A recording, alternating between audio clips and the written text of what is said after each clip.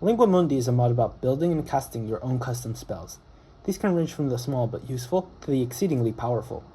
Regardless of the spell though, they all need to be created by a player. That is where the drafting table, the focus of this showcase, comes in. First, let's talk about slates. Spells are held in slates. There are standard gold slates, craftable in survival, and creative slates, which are not craftable but can be used in creative mode to cast their held spell. The drafting table instead serves as the station where spells are actually inscribed onto a slate.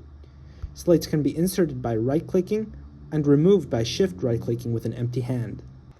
Going into a drafting table with a slate in it, we can see two panels. First is the drafting panel, where our spell actually lives, and then is our glyph palette, from where we can drag glyphs onto our drafting panel. Each glyph is an instruction. They're executed from left to right, row by row, from top to bottom. There exist computational glyphs, which are unlocked by default, and there are effect glyphs, which are organized by school and must be unlocked in-game.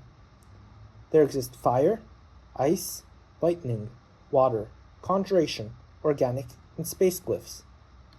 The drafting table is equipped with filters. There are filters for each school of magic, and for each of the major areas of computational magic.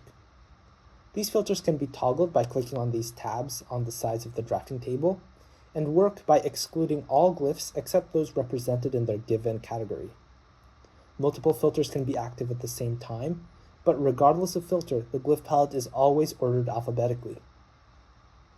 Glyphs can be added to the drafting table by clicking on any glyph on the glyph palette and then dragging it onto the drafting panel. Note that if I drag a glyph onto a place where there's already another glyph present, that old glyph is deleted and overwritten. Deleting glyphs is also pretty easy. I can just right-click them to delete them, or I can click on a glyph and then drag it off of the drafting panel.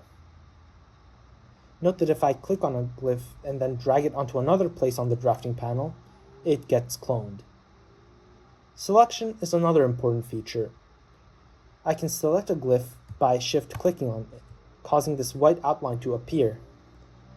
That means the glyph is selected.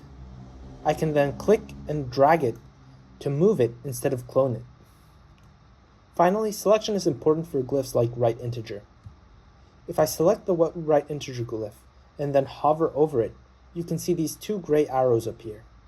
That means that I can scroll to change its held value. If I hold shift while I scroll, I can change that value by increments of 10 rather than by increments of 1. As I said before, while computational glyphs are unlocked by default, most effect glyphs beyond cantrips must be unlocked in-world. These glyphs require a player to use an ancient slate before being able to use them in the drafting table. Ancient slates are easy to use. Just right-click to consume the slate and learn its held glyph. The tricky part is acquiring them. Players can find slates in different structures, as well as drops from mobs like witches. Different structures contain slates corresponding to different schools. Ruined portals and structures in the Nether tend to contain fire glyphs. Shipwrecks contain water glyphs. End cities contain space glyphs. And witches drop organic glyphs. This said, while most structures provide glyphs from schools associated with their theme, structures like villages and strongholds offer a wider selection of schools. This said, players seeking power would do well to keep in mind that more dangerous structures always contain more powerful glyphs. Thank you for watching this video and for taking an interest in this mod. While I intend to release more short focus guides just like this video, please remember the in-game guide covers all the content from this video and much more. I would like to ask you to join the Discord server. It's a very useful source of feedback both for these videos and for the mod itself. If you're interested in learning how to actually design spells, make sure to watch the last guide posted onto this channel on how spells really work and how you may make your own.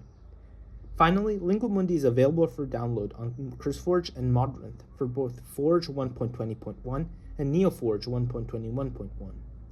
Thank you. I hope this video was helpful to you and that you have a lot of fun with this mod.